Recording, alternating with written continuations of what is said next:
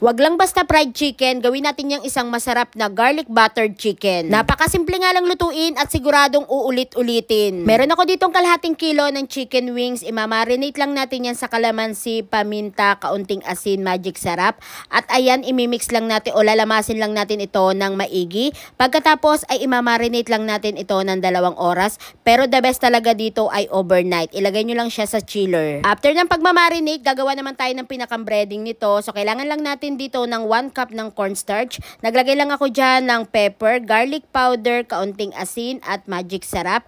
Pagkatapos, ayan, imimix lang natin ito ng maigi. So, pwede natin ilagay dito yung mga minarinate nating chicken. So, ilagay lang natin yan lahat dyan at i-coat lang natin ito ng maigi. Pagkatapos, ay papagpag lang natin siya para mawala naman yung mga excess powder nito o yung cornstarch niya. Tapos, nagpainit na nga rin ako ng mantika at piprituhin lang natin ito lahat.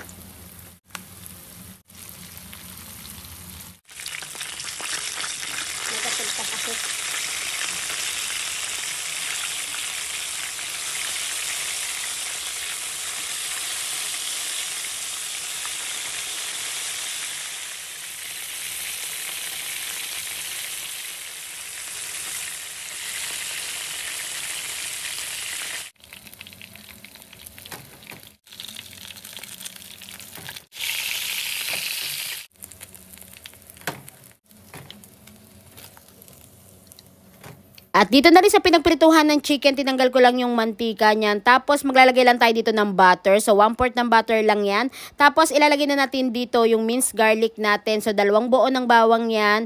Minins ko lang siya. Pagkatapos lulutuin lang natin ito hanggang sa mag golden brown. At kapag medyo ganyan na yung kulay niya, huwag nyo naman siya susunugin kasi papait yan. Patayin nyo na agad yung apoy kasi baka masunog pa yung bawang. Tapos ayan, i-coat lang natin ito hanggang sa malagyan na lahat ng bawang yung chicken. O diba, ganyan lang magluto ng napakasarap na garlic buttered chicken. Akala nyo sobrang hirap, no? Madali lang yan. Kayang-kaya mo yan. Kaya naman subukan mo na rin kung wala kang maisip na ulam bukas.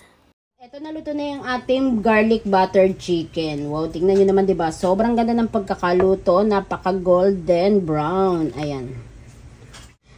Ito lang available ko dito. Itong ating sweet chili sauce. Ayan, pwede na to. Subukan natin. Tikman. Wow.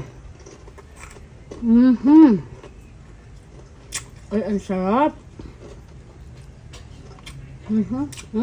Ako siguro magugustuhan ng mga anak nito. Sarap, promise.